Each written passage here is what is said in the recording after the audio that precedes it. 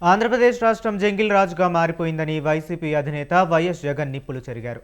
పశ్చిమ గోదావరి జిల్లా భీమవరం వైఎస్ఆర్ కాంగ్రెస్ పార్టీ నాయకులతో జగన్ నిర్వహించిన సమావేశంలో ఆయన మాట్లాడారు. చంద్రబాబు నాయుడు అధికారంలోకి వచ్చిన తరువాత ఒక్క మంచి పని అయినా జరిగిందా అని జగన్ ప్రశ్నించారు. వైసీపీ ప్రభుత్వంలో పథకాలన్నిటినీ రద్దు చేయడం తప్ప కూటమి సర్కార్ చేసిందేమీ లేదన్నారు.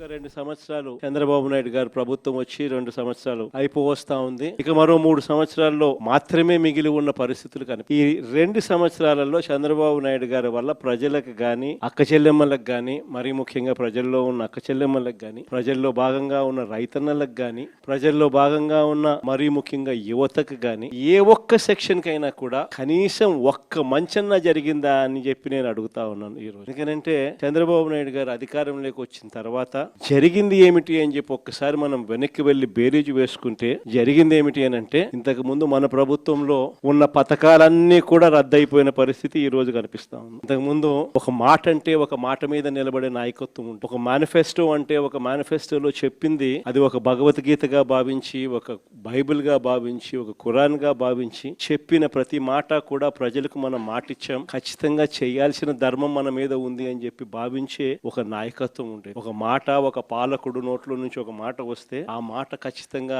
నిలబెట్టుకోవాలని తాపత్రయం పాలనలో కనిపించింది. అలాంటి మన పాలన నుంచి క్రమం తప్పకుండా ప్రతి నెల కోవిడ్ లాంటి సమస్యలు ఎన్ని ఎదురైనా కూడా ఏ రోజు కూడా మనం మన సమస్యలను చెప్పి ప్రజలకు ఇది ఎగరగొట్టాలని చెప్పి ఏ రోజు ఆలోచన జరగల మన ప్రభుత్వం. ప్రతి హామీని కూడా ప్రభుత్వంగా మనకున్న సమస్యల కన్నా కూడా ప్రజలకు చేయాల్సిన మంచి ఇంకా చాలా అవసరము. వాళ్ళకున్న సమస్యలు ప్రభుత్వం సమస్యల కన్నా చాలా ఇంకా ఎక్కువగా నిజంగా అనుకుంటేనే ఆశ్చర్యం కలిగించే విషయం. ఓ డిఎస్పీ అనేవాడు మైక్ పట్టుకుంటాడు, యూనిఫామ్ లో ఉన్నాడు, మైక్ పట్టుకున్నాడు, ఊపేయి కుదిపేయి అంటాడు.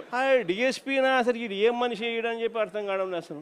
భీమవరం మీటింగ్ లోనే జంగల్ రాజ్యం అంటే ఇది కాకపోతే ఇంక ఏ రాజ్యం ఇది అని చెప్పి చంద్రబాబు నాయుడు గారు ఎమ్మెల్యేలు చంద్రబాబు నాయుడు గారికి సంబంధించిన వాళ్ళంతా ఏ స్థాయిలోకి వెళ్ళిపోయినారంటే, నిన్న 20 పేపర్లో చూసి కోడూరు ఎమ్మెల్యే అరవ శ్రీధర్, అదే మనిషేనా అసలు ఇది ఎమ్మెల్యేనా అని అనిపిస్తుంది నాకు.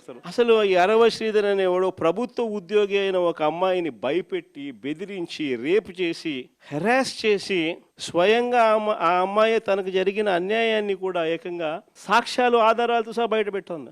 ఆముదాల వలస ఎమ్మెల్యే ఇంకోడు కూన రవికుమార్. ఈయన గారి వేధింపులు భరించలేక గవర్నమెంట్ స్కూల్ ప్రిన్సిపల్ ఆత్మహత్యా యత్నం చేసుకుంటే ఇప్పటి వరకు చర్యలు లేవు. సత్యవీడు ఎమ్మెల్యే కోనేటి ఆదిమూలం ఒక మహిళను బలాత్కారం చేసిన చివరికి ఆ అధికారిని ఉపయోగించి